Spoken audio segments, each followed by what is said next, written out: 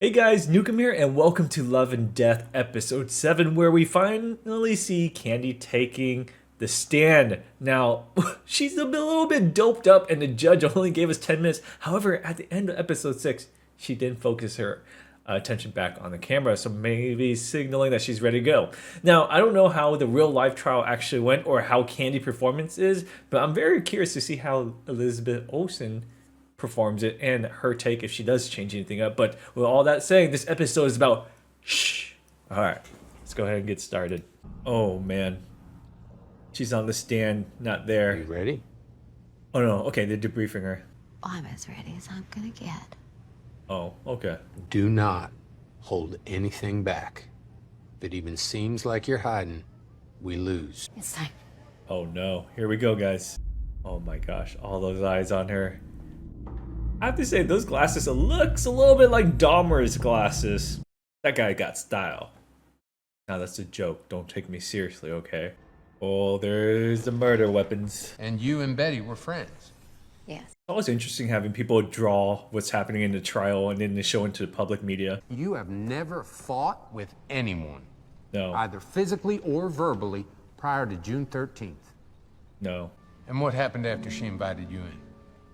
And suddenly she blurted out You having an affair with Alan? she had an axe. Ma'am, I'm gonna need you to speak up. Oh, Betty boy. looked hurt. He apologized. And she did not like that. Here we go. I'm gonna have another baby. You can't have him. You can't have him, and I don't want him. But at some point, your belief changed. Yes. When? When she hit your foot? When she swung the axe up, Can you describe the force of that swing? it seemed with every ounce of her strength, I grabbed the axe. All right, what happened? How'd you overpower her? Oh, she bit you! Oh, that's new.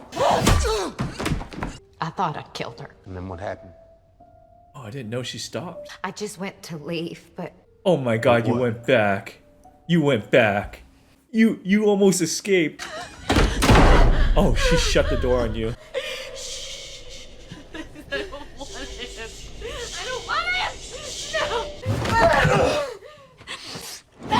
Oh! Oh! Oh! Oh! Oh, this is so bad. Stop, Candy! Candy, no! Yeah, she lost it. Oh, that's when she took it out. And then went again. Okay. That's what the guy, forensics said. Yeah, she turned red. She blacked out. Everything just turned white and she doesn't know what happened. When, if ever, did it enter your mind that you had to kill Betty Gore to keep from being killed? I never thought about it. That sounds about right. Once you're scared, you After just you keep stopped going. hitting. Oh, jeez.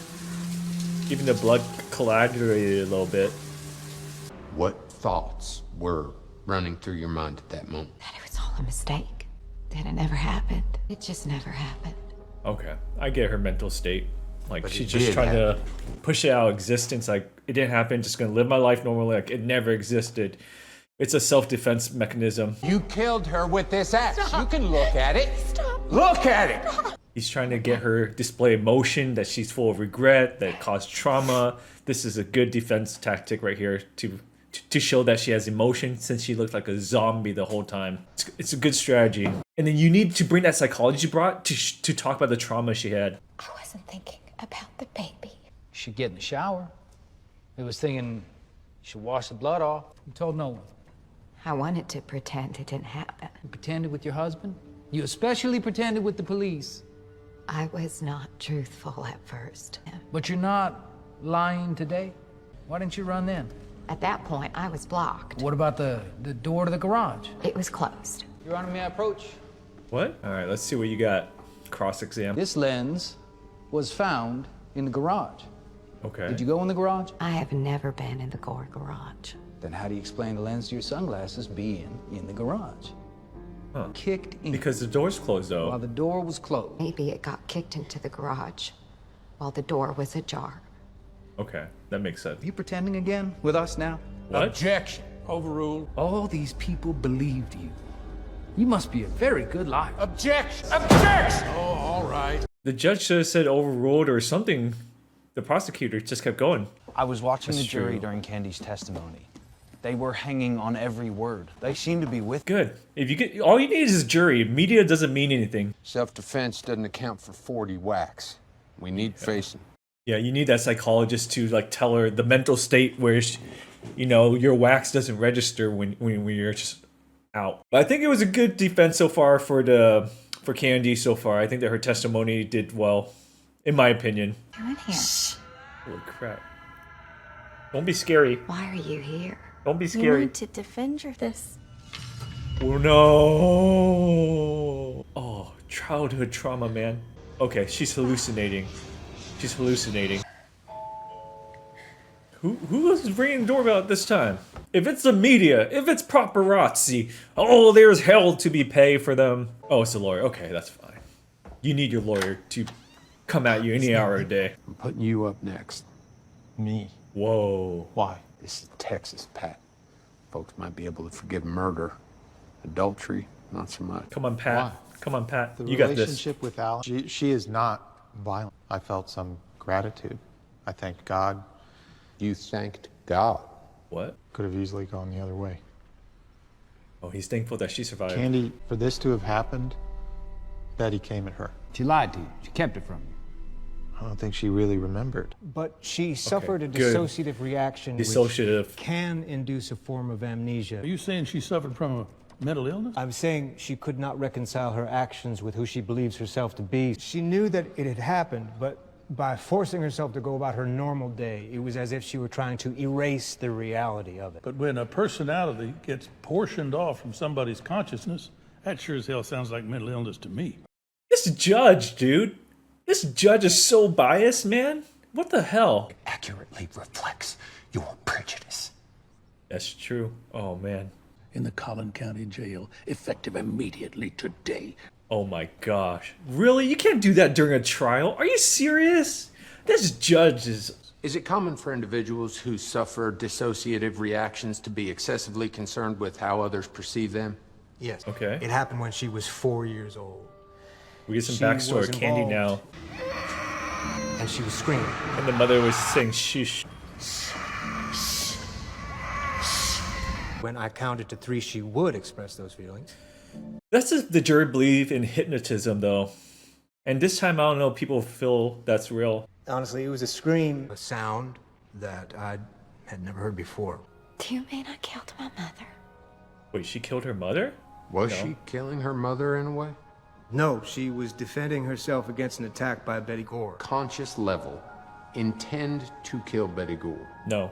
I do not believe so. All right, let's see how this cross-exam does with this psychologist or hypnotist. Okay. Just so I'm clear, she knew she was hitting Betty Gore over and over with an axe, Yes. out of rage.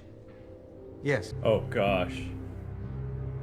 Oh, gosh. So he just proved that Betty knew she was Candy was swinging the axe and knew what was going on through the whole time. Oh, I don't know how to take that Why testimony. did you make me look at the axe like that? Our case is you had an emotional break. Need the jury to see a flicker of it. At least she's normal now. She's not under drugs. We can't risk her being too sympathetic.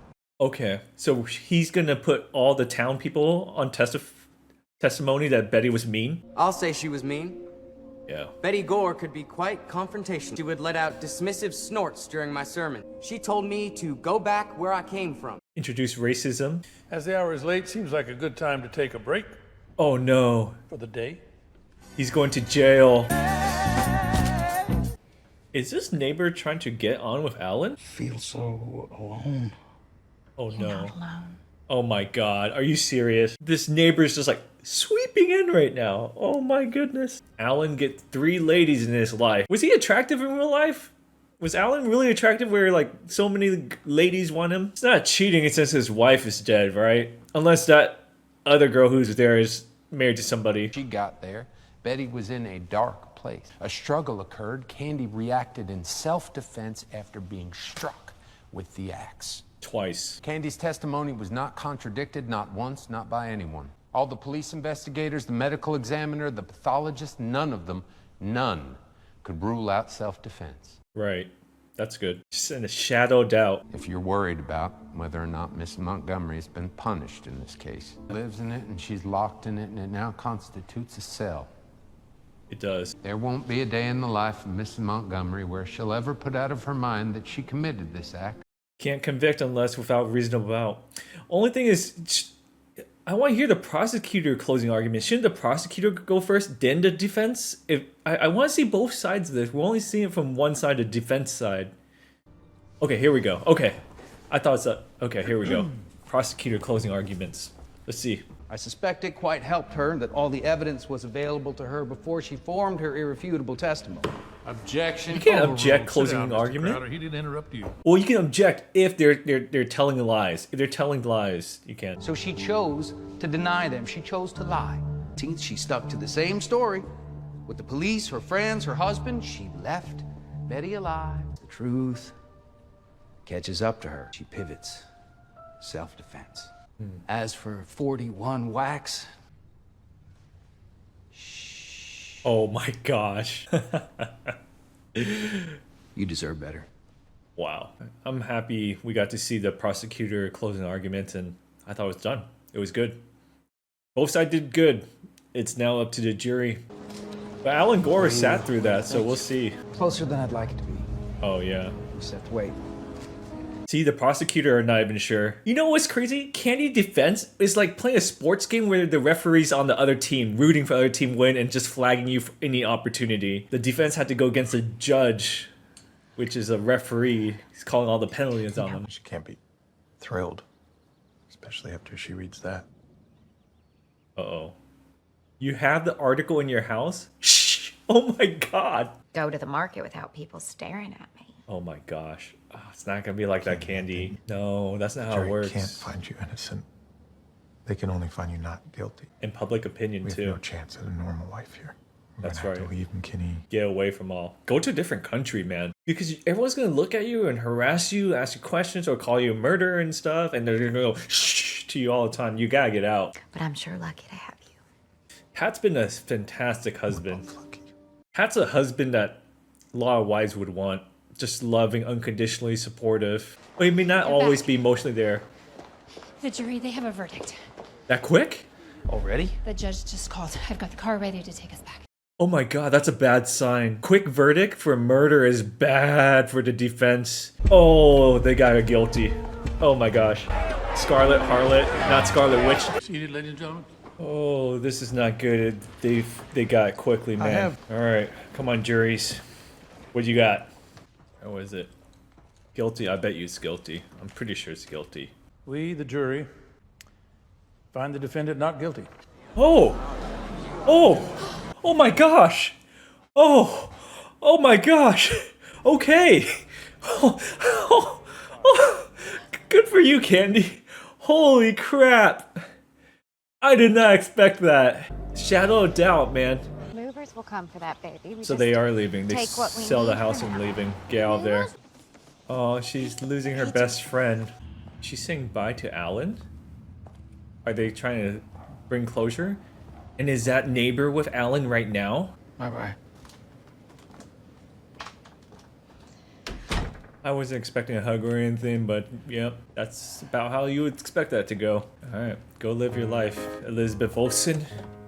I'm always available for you, by the way. Not Candy, though, but... So, I wonder what happened after this. Like, do they live happily ever after with their new life? Como Hotel. Pat and Candy divorced after relocating to Georgia. Oh, they didn't survive. Pat continued his work in defense technologies and still lives in Georgia. Okay, he's still going on. Alan Gore married church organist Elaine Williams shortly after Betty's death. Okay, so that girl. They subsequently divorced, okay. Betty's parents adopted Alyssa and Bethany. Alan remarried third time and lives in Maine. He got a fourth girl? Don Crowder ran for governor of Texas 1986. Oh, wow, good for you, Don. He died by self... Oh. The autopsy concluded that she was not pregnant at the time of her death. Candy Montgomery went to work as a family therapist in Georgia. Wow, now she's a therapist? At one point, she practiced alongside her daughter, Jenny, focused on teen and adult depression. All right, wow, that was a hell of a conclusion to this series. Oh my goodness. Yeah.